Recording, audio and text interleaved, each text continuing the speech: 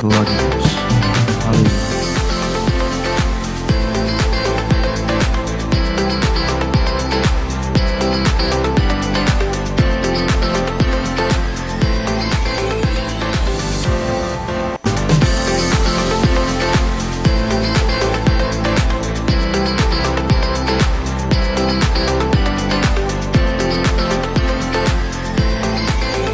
Glória a Deus.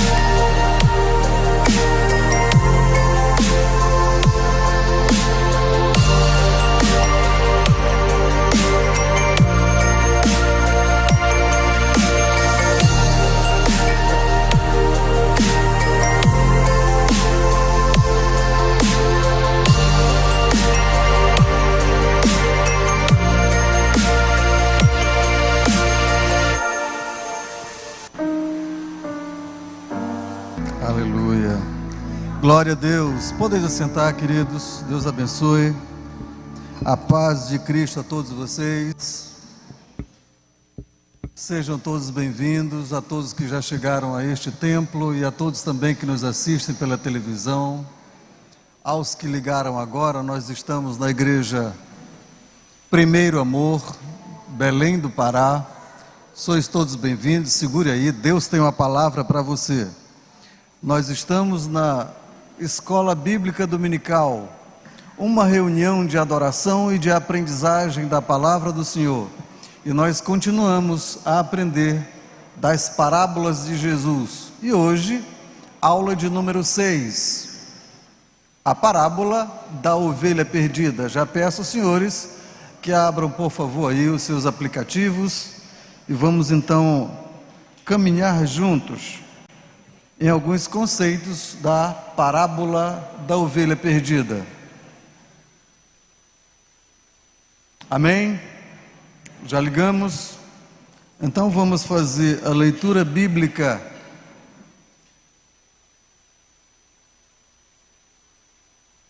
Lucas capítulo de número 15, do versículo 3 ao versículo 7.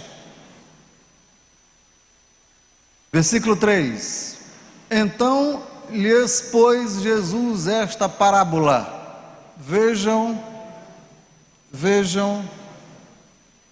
o plural. Então lhes propôs Jesus esta parábola. 4.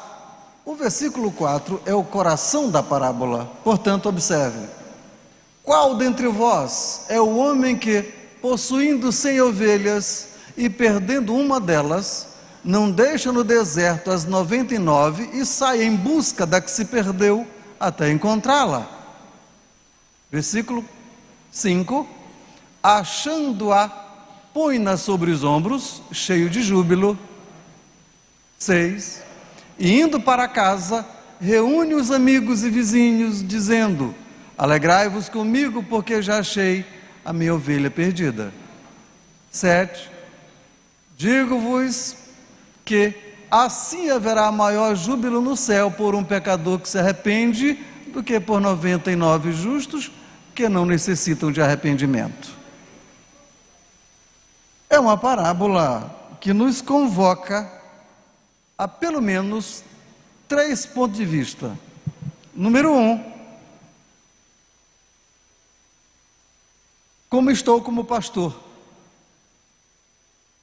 Número 2, como ovelha, estou no deserto junto com as 99 ou estou perdida?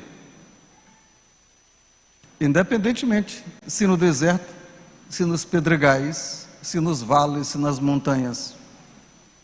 Como ovelhas, nós temos 2 lugares: junto com as outras ou sozinha, perdida. Então vamos trabalhar. Número 1, o conceito e o destinatário. Ou melhor, o contexto e o destinatário. Esta parábola foi contada por Jesus quando ele, diante de uma grande multidão. Diante de uma grande multidão, Jesus então começava a falar da necessidade que se tinha de segui-lo.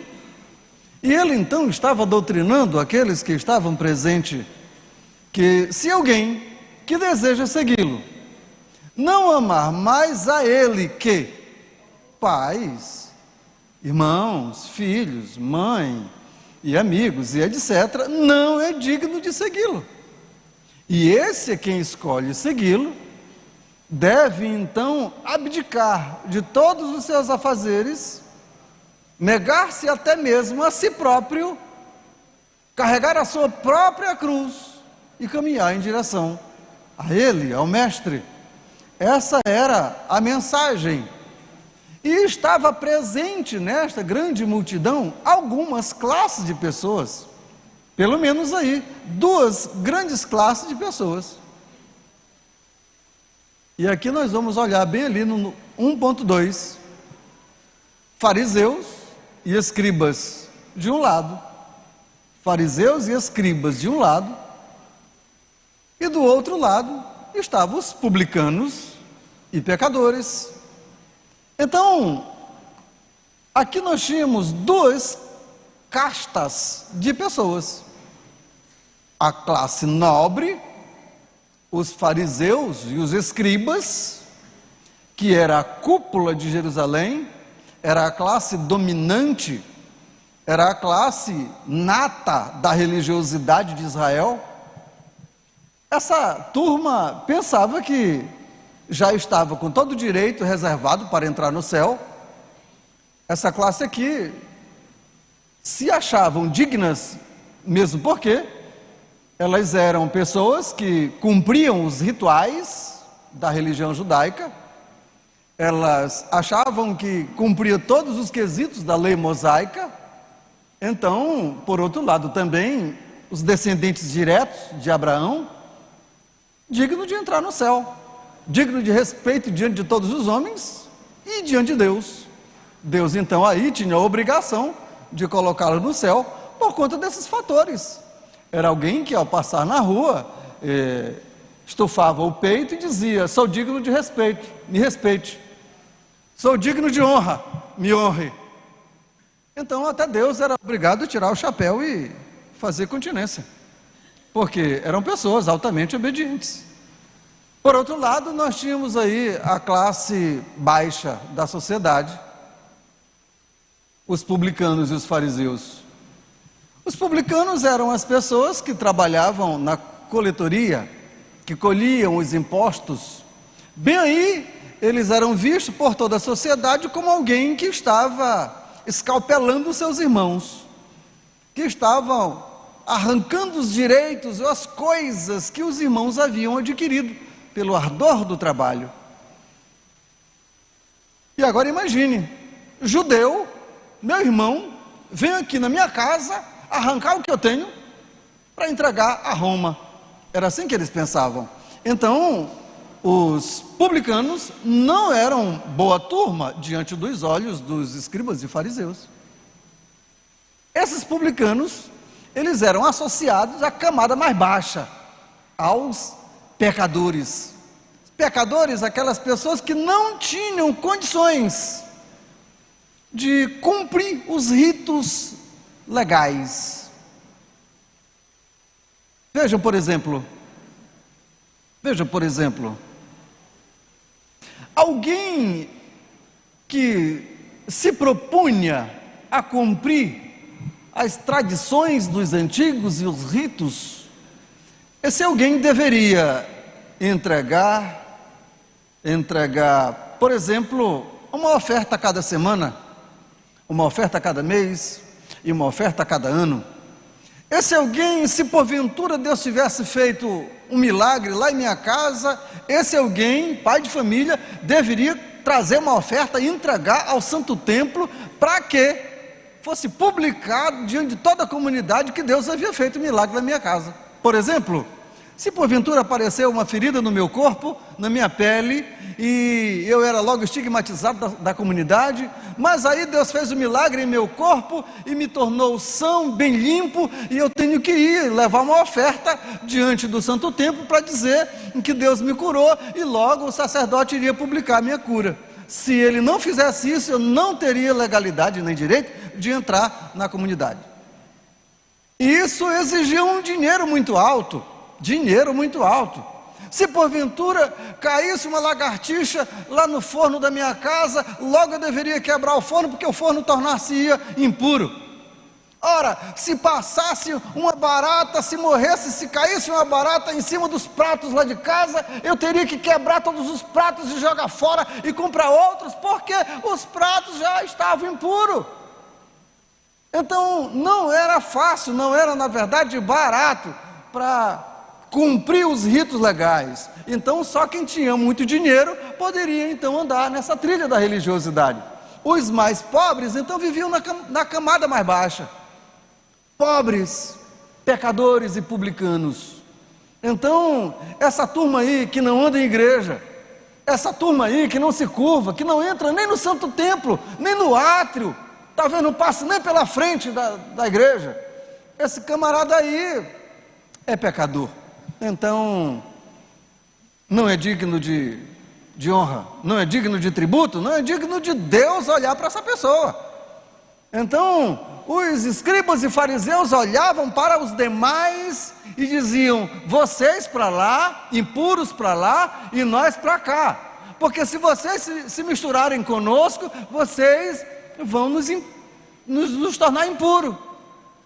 Então, fiquem para lá. Era assim que era a conversa. Parece que a religiosidade de Israel separava a turma em duas classes: os santos e os impuros. E Deus, olhando de cima a baixo, maneava a cabeça e dizia: vocês não entenderam, não é isso, não é assim. Ora, então chega Jesus e diz: ei, eu vim para os pobres, eu vim para os pecadores, eu vim buscar os doentes, os perdidos. E aqui a parábola da ovelha perdida. Jesus veio para buscar perdidos. Jesus veio para quê? Para buscar perdidos. E aqueles que se acham hoje achados, que um dia foram perdidos, porque Jesus os encontrou.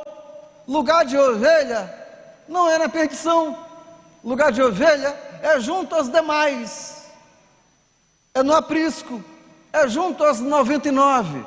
Então, vamos aprender um pouco mais com essa parábola. Qual o objetivo da parábola? Revelar que o pensamento farisaico estava na contramão da vontade de Deus. A religiosidade, qual? Aquela religiosidade que, entre aspas, ou institucionalmente nasceu no período da diáspora principal, do exílio babilônico. Ali nasceu, de maneira mais organizada, a religião judaica, quando o povo se organizou para pensar e para organizar a religião. Ali nasceu um sistema de adoração, um sistema templário, um sistema organizado para tributar a Deus, e deram o nome de religião judaica, ou judaísmo. Ali nasceu o pensamento das sinagogas, ali nasceu, por exemplo, as organizações legais, Então ali nasceu, apesar de o povo estar em turbulência social, ali Deus trabalhou e organizou o povo de maneira religiosa. Observe, as concepções farisaicas referentes à vontade de Deus, quanto aos pecadores, estavam na contramão da religiosidade que viviam. O que eles pensavam? Que Deus queria apenas santo, que Deus só sorria para santo, que Deus só abraçava os santos, e santos, na concepção deles, eram eles próprios, eram as pessoas que cultivavam o preceito legal da lei mosaica, que conseguia cumprir todos os trâmites da lei mosaica. Então, se o indivíduo não andava em templo, não conseguia fazer o rito do santo templo e não cumpria a lei, esse indivíduo era pecador e era indigno de que Deus olhasse para essa pessoa. Enquanto os fariseus queriam afastar os pecadores do convívio dos, entre aspas, santos e das atividades templárias, Deus esforçava-se para resgatá-los. Entenderam? Então, as pessoas diziam: vocês são impuras, vão para lá. E Deus querendo abraçar essas pessoas, entre aspas, pecadoras. Vocês lembram? Vocês lembram quando Jesus caminhava? Algumas crianças quiseram ir até Jesus e algumas pessoas disseram: não, criança para cá não, vá para lá. Criança para lá. E o que foi que Jesus disse? Ei, para! As crianças são as tais do reino dos céus, e quem não se fizer como uma delas, não entra lá. E é possível que bem aqui, bem ali, a gente encontre alguém querendo dizer: vá para lá, você não, você aqui é indigno, você não entra, você é impuro demais, você é pecador demais, você é indigno de estar aqui no nosso meio. É possível que bem aqui, bem ali, a gente encontre um indivíduo que se acha santo, fazendo-se porteiro da casa de Deus, ou melhor, do céu. Que isso, meu irmão? Que conversa é essa? Não, esse negócio não é de Deus, não. Vamos um pouquinho mais. Objetivo: revelar a alegria que Deus sente em salvar pecador perdido, ovelha perdida. A vontade de Deus é salvar a todos, e Ele veio para salvar a todos, e não alguns. Ele veio para buscar todos, abrir a porta para todos que quiserem. Salvar pecadores perdidos. O amor de Deus pelos homens é capaz de mobilizar-se e ir ao limite último da sua possibilidade. É para salvar? Ele vai ao último limite da possibilidade, à morte, à cruz, para salvar. E isto significa que o resgate é possível, nem que fosse apenas uma pessoa. É possível que Deus tivesse o mesmo interesse e morresse com a mesma quantidade de amor, nem que fosse por uma única pessoa. O preço do resgate não altera em virtude da quantidade de pessoas. E a gente vê isso nesta parábola. Na parábola da ovelha perdida, o pastor corre o risco de morte por conta de uma única ovelha. Ele sai do aprisco, ele sai do convívio das demais e vai ao último rincão do mundo para salvar uma única ovelha, uma única pessoa. Caminhe conosco. Conteúdo específico da parábola. Vamos ler o texto. Qual é o homem sem ovelhas?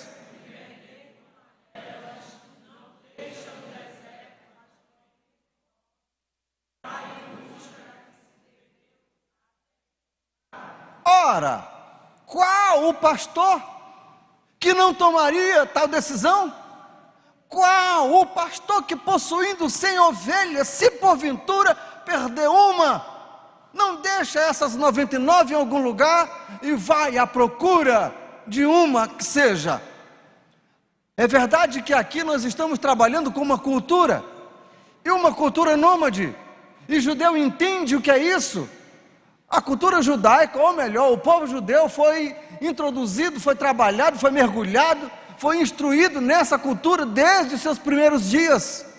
Desde quando Abraão sai da terra de Ur dos Caldeus, a cultura é essa, seminômade, andando pela terra, apacentando ovelha. Havia na alma de todo judeu amor pela ovelha, sabiam o que era amor de ovelha, sabiam o que era apacentar. É tanto que Deus utiliza essa figura no período dos profetas para dizer: eu sou pastor de vocês.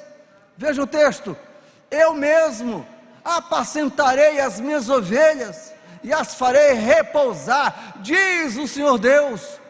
A perdida buscarei, a desgarrada tornarei a trazer, a quebrada ligarei e a enferma fortalecerei, mas a gorda e a forte destruirei.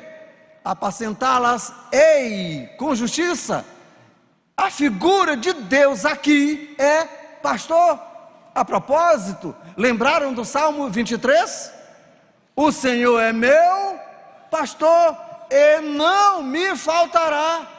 O Senhor é o meu pastor e Ele não me falta. Em qualquer que seja a circunstância ou a situação, em qualquer que seja o lugar, o local, o Senhor é comigo, Ele não me falta nunca.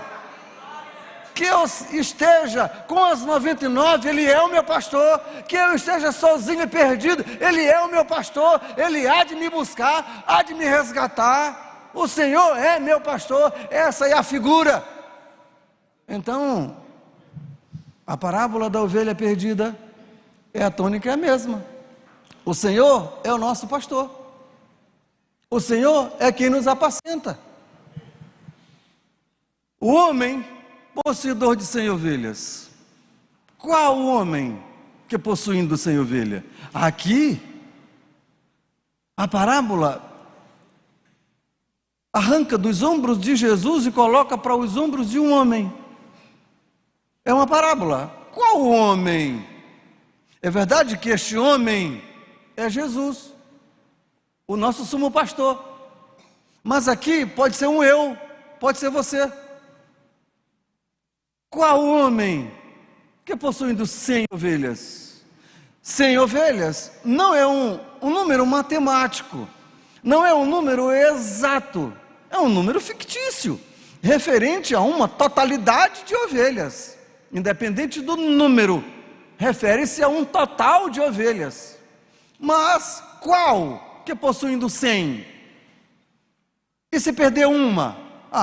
Uma para 100 é quase nada. Então uma só? Uma só é necessária? Uma só tem validade diante de 100 que nós já temos aqui? Já temos 100. Então perder uma, a gente fica ainda com 99, está de bom tamanho, não está não? O número 100 na parábola não tem a intenção de expressar a exatidão. O homem possuidor de 100 ovelhas representa o próprio Deus, o dono das ovelhas que pastam pelos campos da terra. 100 ovelhas, os homens todos que pastam pela terra. Ei, ovelhada, você tem dono. Você tem dono. Independente do pasto, você tem dono. Independente do lugar, você tem dono. Ele está de olho em você. Ele sabe por onde você anda. Ele sabe quem é você. Ele sabe do teu preciosismo. Ele sabe da tua validade, do teu valor. Você tem dono. Ele não esqueceu de nenhuma. Dá para dar um glória a Deus, não dá não? Ele não esqueceu de nenhuma. Ele está de olho em você. Ovelhas pastoreadas representam pessoas que aceitaram o pastoreio de Deus. Pessoas que permitem seu bondoso cajado em seus ombros. Ei, 100 ovelhas, quem são? Eu e você. que já conhecemos as leis do pastoreio, eu e você, que já conhece o cajado do pastor, o assovio, a voz do pastor. Lembraram de João 10? As minhas ovelhas ouvem a minha voz, conhecem e seguem. Sabe qual é a voz do pastor? Você sabe por que a ovelha se perdeu? Calma lá. Ora, por que a ovelha se perdeu? É bem aqui, bem ali, tem uma ovelha que perde-se. E a propósito, não foi o pastor que perdeu a ovelha, ok? Foi a ovelha que se perdeu. E ela tem domínio próprio? Deus não é o dono por direito de geração, mas pelo cuidado amoroso, mas pelo trato. A propósito, pastor é conhecido porque ama. Não é rótulo, não é marca de gente, não é placa na testa. Pastor é porque ama. Pastor tem caractere em si. E aqui não é porque toma conta de uma igreja, de uma instituição. Não é isso. É porque Deus marcou com o chamado. Pastor é aqui, é aqui. Pastor é aqui. Não é documento. Pastor não é credencial. Pastor é aqui, Deus te chamou para ser pastor, te chamou a um ardor na tua alma, então tu é pastor. Pastor é chamado, e quem chama é Deus, ok? Então pastor tem uma marca: amor. Pastor ama, e o pastor que ama vai buscar. Pastor que ama se importa, vai buscar. Pastor que ama sabe quantas tem. Se faltar uma, ele sente falta. Pastor que ama sabe qual o nome, sabe onde mora, sabe mais ou menos onde encontrar, ok? Escute, o cajado não vai rolar só na costa de pastor, segura aí. Agora observe, pastor que ama conduz. Observe, quantas vezes nós, mesmo no redil, mesmo sendo ovelhas agregadas, não liga para os cuidados pastorais. O pastor, às vezes de madrugada, estudando, preparando uma mensagem, preparando um estudo bíblico, quantas vezes lê um livro inteiro para tirar uma mensagem, um conteúdo para colocar na boca da ovelhada, para a ovelhada ficar satisfeita. E a ovelhada fica transitando nos halls da igreja, fica transitando talvez até aqui dentro, e não liga, e não ingere, e não degusta, e não bebe, e não come o sadio alimento que o pastor preparou. Como é que fica o pastor? Quantas vezes o pastor de madrugada, talvez atravessa a noite orando pela ovelhada, e a ovelhada não está nem aí.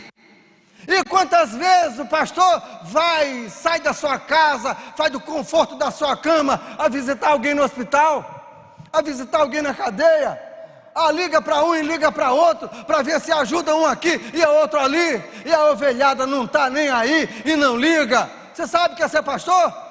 Ser pastor é negar a sua própria vida. Ser pastor é dizer: eu não dou conta de viver, eu não quero mais viver a mim mesmo, meus próprios desejos, a minha própria vontade. Eu quero ser de Deus, eu quero fazer aquilo que Deus colocar na minha vida para fazer. E nós, como ovelhado, o que é que fazemos? Isso tem pouca relevância para nós. Você sabe o que está escrito lá? Em Hebreus capítulo 13, versículo de número 17: obedecei aos vossos pastores, sujeitai-vos a ele, como alguém que vela por vocês, como alguém que vai prestar conta das vossas almas. Como é que é? Velam por vocês. O que é velar? O que é velar? Velar é não dormir, porque está de olho em você, para que o lobo não leve, porque está cuidando de você, está protegendo você, para que o cão não arranque você daqui e leve para um outro lugar. O que é velar? Velar é negar o meu sono para que você durma. Ah, ele vai prestar conta da vossa alma. Diante de quem? Diante de Deus. Ele entregou você na mão de um pastor. E esse pastor vai tomar conta, vai prestar conta diante de Deus por você. É moleza ser pastor? Você quer ser pastor? Não estou desencorajando, muito pelo contrário. Deus procura verdadeiros pastores. Deus quer verdadeiros pastores. E Deus chama verdadeiros pastores. Alguém que tem ardor na alma para sofrer por alguém. Alguém que ama e é capaz de aconselhar independentemente do horário. E é capaz de apacentar independentemente das questões. Deus procura pastores que amem para apacentar ovelhas perdidas. Para buscar ovelhas desenfreadas. Que têm as suas próprias concepções. Que têm os seus achismos e que por isso se sai da presença das outras. Tá tudo bem aí? Qual dentre vós? Qual dentre vós? As 99. Onde é que nós estamos? Nós estamos no meio das 99. Somos uma delas. Sim ou não? É mesmo? As 99. Quem são as 99? As 99 são as pessoas que já foram encontradas, que já foram achadas, que já foram apacentadas, que entendem o que é amor de pastor, que sabe que pastor que ama é capaz de nos deixar só, mais junto, mais unido, para sair, para buscar outra.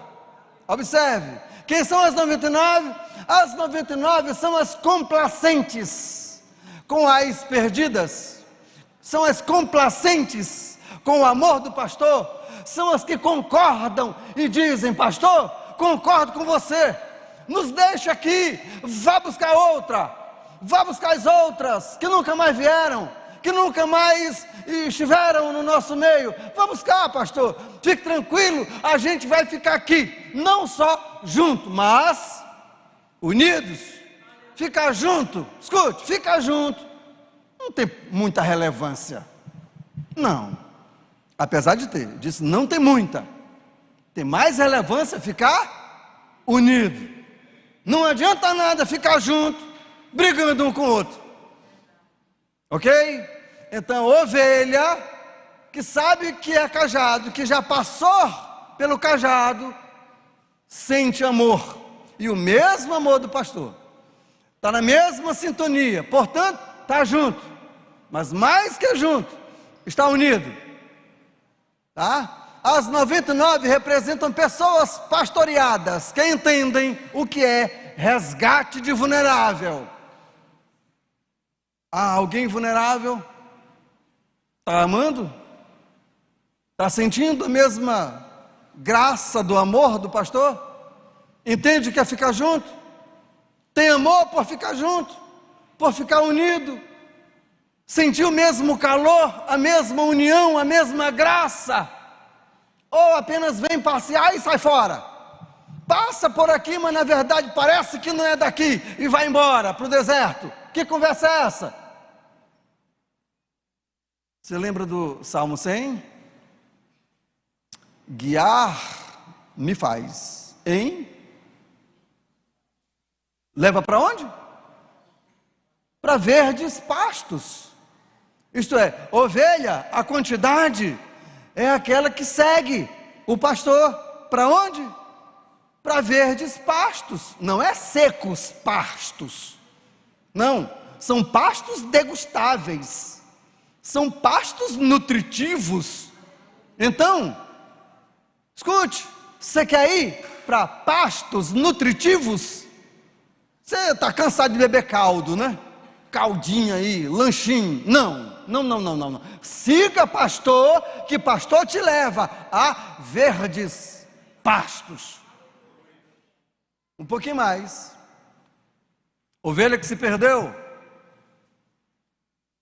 E vai em busca da que se perdeu. Por que se perdeu? Por que se perdeu? A perda só é possível porque ovelha tem vontade própria, sonhos individuais, que podem sofrer interferências de outras mentes indutoras que empurram para caminhos que lhes parecem atraentes. A ovelha ouve e pode seguir. A ovelha é vulnerável para ouvir outras vozes, para se encantar com o colorido dos pastos diferentes, com as flores dos caminhos tortuosos. As ovelhas podem parar bem aqui e se encantar com alguma coisa, enquanto as outras ovelhas seguem o pastor. A ovelha pode ficar inebriada por aqui, encantada por alguma outra atividade ou por alguma outra coisa, e por conta disso ficar para trás. E quando vai seguir o pastor, não consegue saber por onde o pastor foi com as outras ovelhas, e pega um caminho diferente, talvez induzido por outras vozes, e aí se perdeu. Ovelha se perdeu. A ovelha que se perdeu é porque tem uma mente própria, tem pensamento próprio, segue os seus próprios instintos, os seus próprios caminhos. A ovelha se perdeu das outras, não seguiu a mente, as concepções que o pastor tenta repassar, mas seguiu as suas próprias concepções, e por conta disso, se perdeu. A ovelha se perdeu. Ah, ovelha, como estão as tuas concepções? Como estão as tuas compreensões? São as mesmas compreensões do pastor? São as mesmas concepções extraídas das sagradas escrituras que colocam na tua boca para que você coma? São as mesmas? Ou você tenta entender da maneira que você quer entender? Você tenta seguir os teus próprios instintos, as tuas próprias concepções. Cuidado, esse caminho é muito perigoso. Você pode correr o risco de se perder, e perdendo-se, há um risco muito grande de nunca mais ser encontrada, de nunca mais voltar. Talvez a morte pode te encontrar antes que o pastor. Por mais que o pastor saia nos valados da vida e nos desertos da estrada para te encontrar, mas antes que ele chegue a você, é possível que a morte chegue primeiro, e não tem mais jeito, acabou. Olha, o pastor que ama sai à procura da ovelha perdida, vai em busca da que se perdeu até encontrá-la. Sai em busca da que se perdeu até encontrá-la. Pastor, aqui na parábola, vocês estão percebendo que tem dois principais caracteres ou atividades, não é? Número 1, guardar as ovelhas juntas, fazer com que as ovelhas fiquem juntas, trabalhar a perseverança das ovelhas enquanto juntas, fazer com que as ovelhas estejam juntas e unidas. Número 2, sair. Trabalho do pastor, trabalhar as ovelhas que estão, e sair à procura das ovelhas que não estão. Dois caracteres principais. E todo pastor que ama precisa entender essa questão. Trabalhar as ovelhas que estão juntas, para que não fique só 98, nem 97, mas que para que a 100ª seja encontrada e o curral esteja completo. Número 2, sair. Jesus saiu da sua casa para encontrar ovelhas perdidas na terra. A propósito, nós somos frutos de um movimento pentecostal no Brasil, de alguém que saiu da sua pátria para encontrar pessoas, para rebanhar um povo. Inclusive este mês é mês de festa, não é? É referência a esses dois grandes missionários. Nós somos fruto de missões pessoas que saem do seu conforto, que saem da sua casa, que saem da sua cama, que saem da sua mesa, que sai para buscar outras pessoas. E aqui, talvez, não estamos falando apenas de um pastor, ele está falando de todos nós, como pastores de nossa casa, da nossa família, pastores da nossa sociedade, da nossa rua. Quem somos nós lá? O termo pastor significa aquele que conduz a pastos, aquele que leva a pastos. Por isso ele é pastor, que conduz, que dá pastos. Então, a atividade do pastor: entregar pastos, entregar alimento, entregar refeição boa. E aqui é refeição que nutre. Não é um lanchinho, não é um caldinho, não é alguma coisa para tapear a barriga da ovelha. Não, aqui é nutritivo. Então, pastor é aquele que nutre, que não deixa morrer, que não deixa falhar, que tem sempre.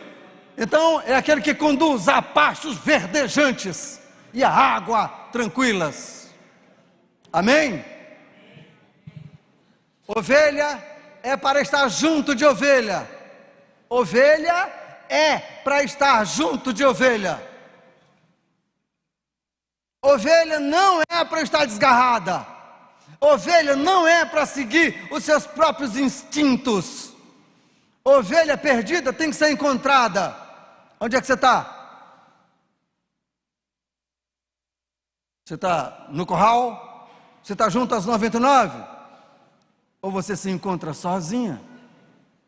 Ou você se encontra desprezada, desgarrada, distante? Onde é que você está? Talvez as tuas concepções, os teus entendimentos te levaram para longe. Talvez esteja apenas com o corpo presente, a mente distante, o coração longínquo das outras ovelhas. Enquanto Deus está dizendo: ei, eu quero te abraçar, eu quero te trazer. Você permite eu colocar você no ombro para te levar junto às outras? E talvez as nossas concepções, as nossas maneiras de ser, de agir ou reagir, isso nos leva para distante. Isso não permite que sejamos conduzidos, que sejamos levados. Não, nós achamos é que o pastor que fica para lá, as ovelhas é que ficam para lá, e nós é que estamos certos. Jesus assumiu a responsabilidade pastoral, saiu da sua casa para encontrar pessoas desgarradas. Escute, se você acha que não é desgarrada, que não está perdida, mesmo estando distante, dificilmente Jesus te colocará nos ombros. Dificilmente. Então, a você, qual é a palavra?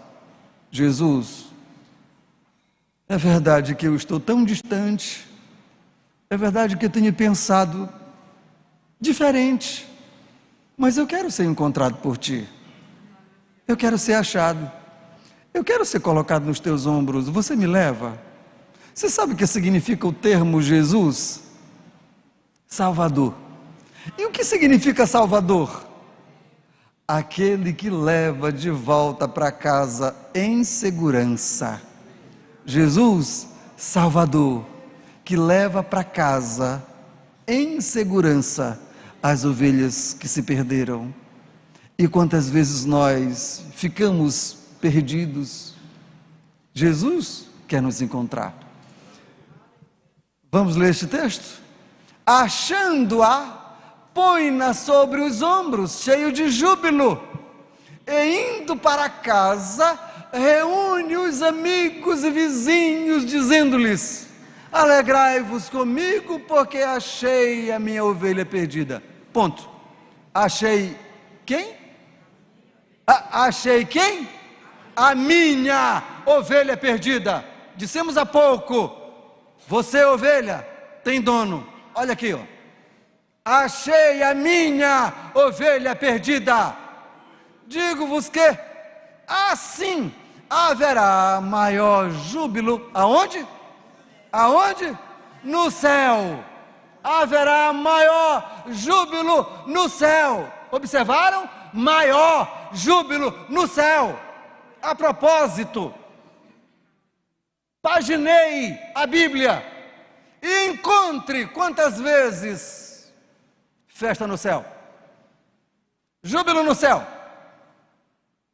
Quantas vezes aparece? Por que aparece? Vocês terão dificuldade em encontrar pelo menos mais de 2 vezes. E a concepção número 1 é essa aqui. É lógico que a concepção número 2 está em Apocalipse, por conta de uma festa que acontecerá no céu, boda do Cordeiro. Mas aqui, por que acontece festa no céu? Por conta de um pecador que se arrepende, por conta de uma ovelha que foi encontrada, por conta de uma ovelha que foi resgatada e trazida para casa. Então, que validade tem você? Ou que valor tem você? Festa no céu é por conta de quê? É por conta dos 100 anos. É por conta dos 200 anos de Pentecoste no Brasil. É por isso? É por conta da festa, do circo de oração, do coro de juventude aí. É por conta disso? Não, festa no céu é por conta de quê? De um pecador que se arrepende. De um pecador que se arrepende. Entenderam? Festa no céu. E quem é que festeja tanto no céu assim? Quem é? Ora, quem é os convidados do Pai para festejar? A quem o Pai convidou? Ei, amigos, venham, festejem comigo, porque eu achei a minha ovelha que estava perdida. Quem são os convidados? Senão os anjos do céu. Venham, anjos, festejem comigo, porque eu achei a ovelha perdida, voltou para casa, apontando para vocês. Voltamos para casa. Eu sou motivo de festa no céu. Você é motivo de festa no céu. A propósito, não é o trabalho que você faz que causa a festa no céu. Não é o amor que você sente ao fazer as coisas que causam festa no céu. Não. É quando você abre-se a alma para dizer: Deus, eu estou aqui e estou de volta. É aí que acontece festa no céu. E não é só uma vez na vida. Foi quando eu aceitei a Jesus. Não, é todo dia. Todo dia, quando eu escancaro o meu coração e digo: Senhor, me acha. Senhor, me busca, Senhor. Ei, eu estou aqui, me carregue. Eu não dou conta, eu não sei, me carregue. Festa no céu. Amém? Amém. Festa no céu. Festa no céu. Escute. Esse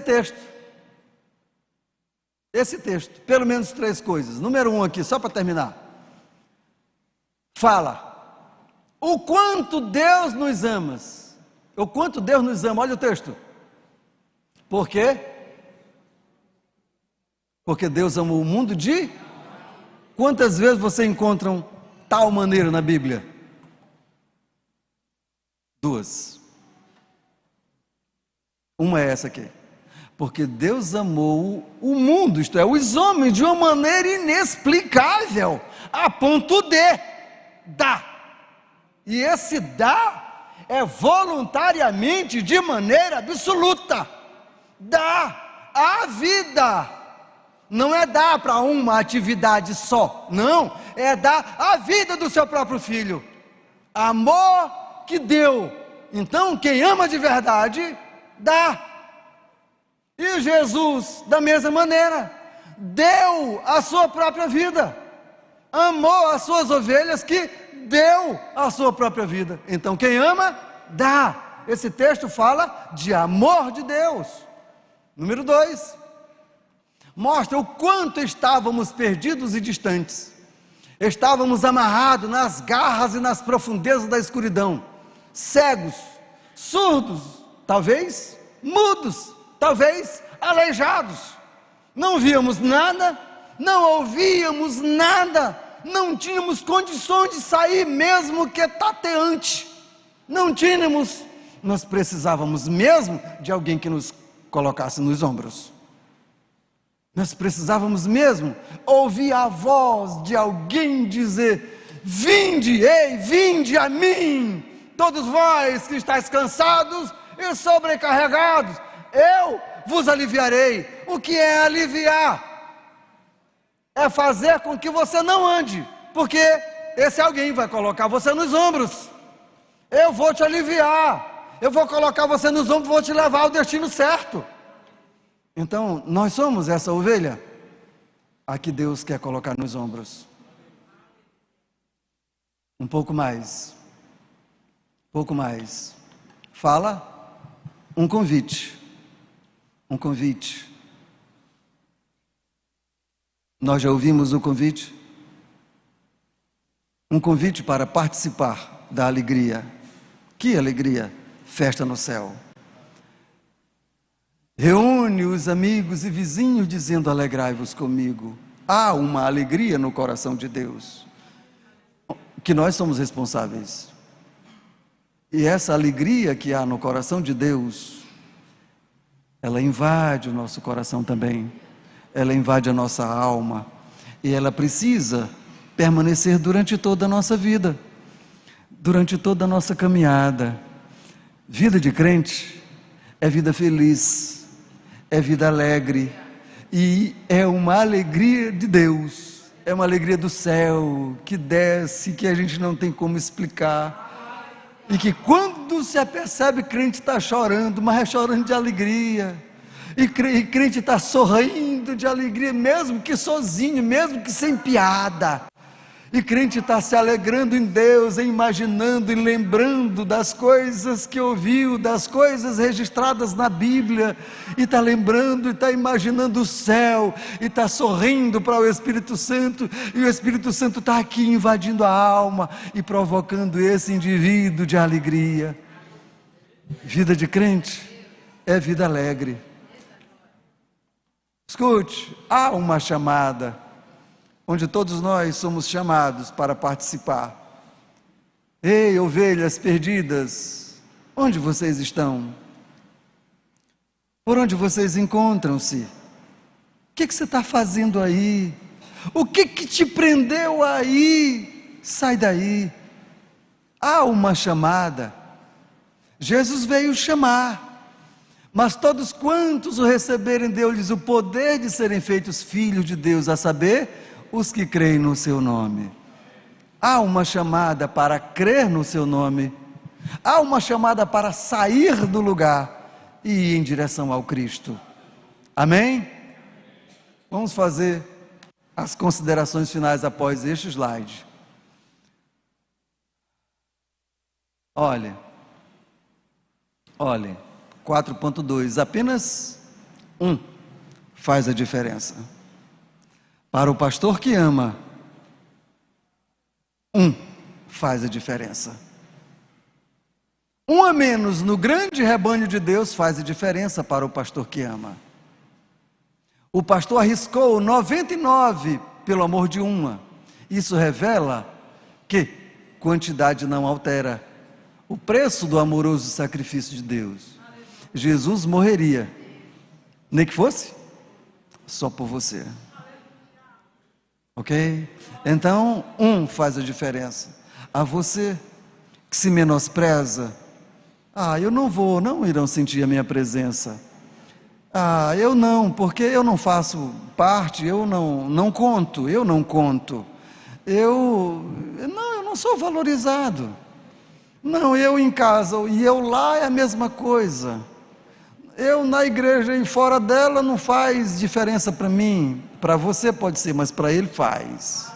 Então, um faz diferença para ele. Talvez nós, como ovelha, não tenhamos a noção de quão quão preciosos somos para Deus. Deus nos fez a sua imagem, para que sejamos a glória dele no mundo. Isaías 43:7. Ele nos fez para que sejamos reflexo da sua glória no mundo. Quem é você? A glória de Deus no mundo. Quando você passa, o que é que eles veem? A glória de Deus em você. Quem é você? O reflexo da graça, da glória, do poder, da majestade de Deus entre os outros. Há um valor em você. Então, se você acha perdido, permita ser encontrado pelo pastor. Amém?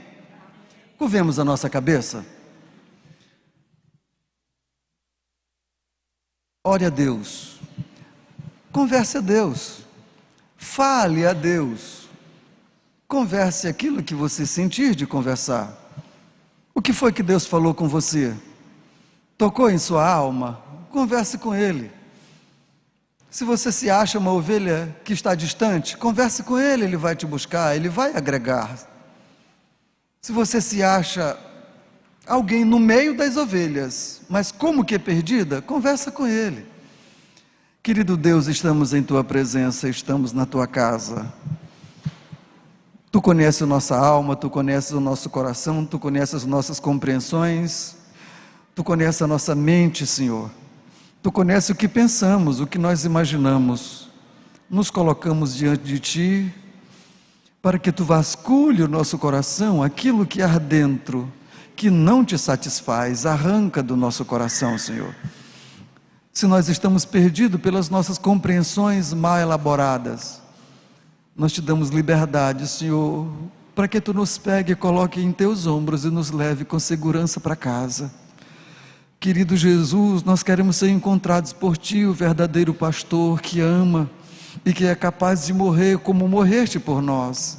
Nós nos entregamos em Teus braços, nós entregamos, Senhor, e queremos ser guiados por Ti, queremos ouvir a Tua voz, queremos seguir as Tuas pisadas, queremos fazer aquilo que Tu queres que nós façamos, queremos viver a Tua vontade no nosso corpo, na nossa vida. Queremos entregar, Senhor, o nosso coração, queremos entregar nossa alma, o nosso espírito em Tuas mãos, para que Tu nos governe, para que Tu nos dirija. Nós queremos estar debaixo do Teu cajado, sendo guiados por Ti. Sejas Tu o nosso Senhor, o nosso pastor, o nosso guia, o nosso protetor.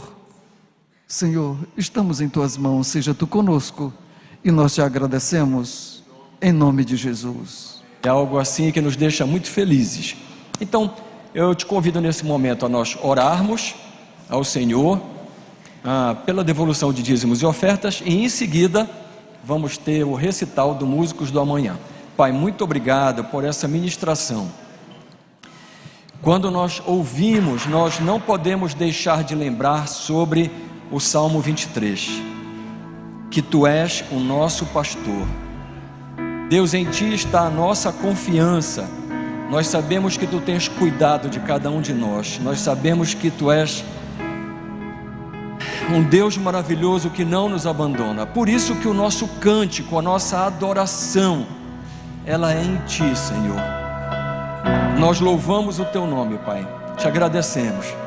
Nesse momento, Pai, nós também Te pedimos por todos os dizimistas responsáveis, Deus, pela manutenção da Tua casa, pelos ofertantes, aqueles que de algum modo gracioso, voluntário, enxergam que este local é um local onde os recursos eles são maximizados no Teu reino, com seriedade e com transparência, Pai. Deus, eu Te peço, Te pedimos por cada um destes, para que a Tua mão, Senhor, a Tua mão de provisão, em todos os sentidos, mas nesse momento específico, o sentido financeiro, Pai, ela seja abundante, conforme a simplicidade e aquilo que estiver nos seus corações. Portanto, abençoa as ofertas e os dízimos. Oramos a Ti, Senhor, em nome de Jesus. Amém.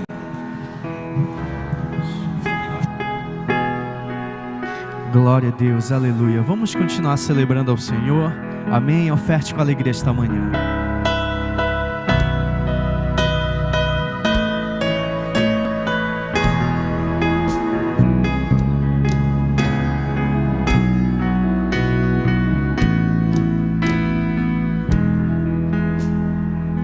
Antes de eu falar, tu cantavas sobre mim. Louve ao Senhor essa manhã. Tu tens sido tão, tão bom pra mim.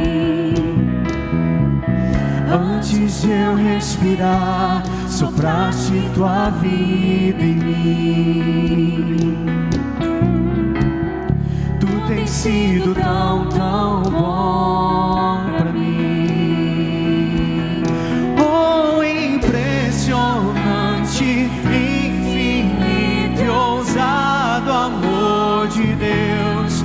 Oh, que deixa as 99 só pra me encontrar. Não posso comprá-lo, nem merecê-lo, mesmo assim se entregou.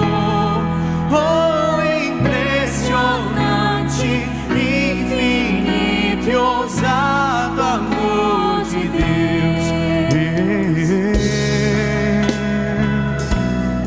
Obrigado, Jesus, por ter nos resgatado. Aleluia. Glória a Deus.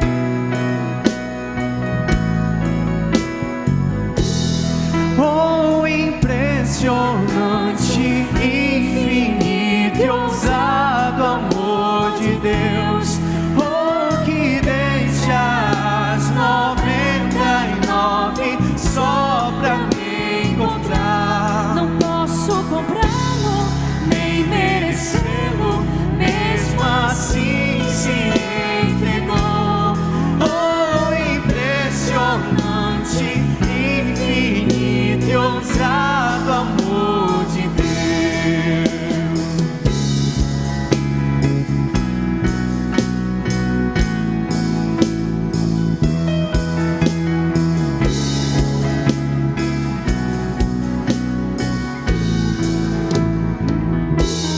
E Ele traz luz para as sombras, escala montanhas Pra me encontrar, derruba muralhas, destrói as mentiras. Pra me encontrar, traz luz para as sombras, escala montanhas pra me encontrar. derruba muralhas, destrói as mentiras. Pra me encontrar. Oh, impressionante, infinito e ousado amor de Deus. Oh, que deixa as 99 só pra me encontrar. Não posso comprá-lo, nem merecê-lo, mesmo assim se entregou. Oh, impressionante, infinito e ousado amor de Deus. Celebre o Senhor esta manhã com Aleluia. glória a Deus e aleluia. Glória a Deus, aleluia. 17 horas. Deus abençoe.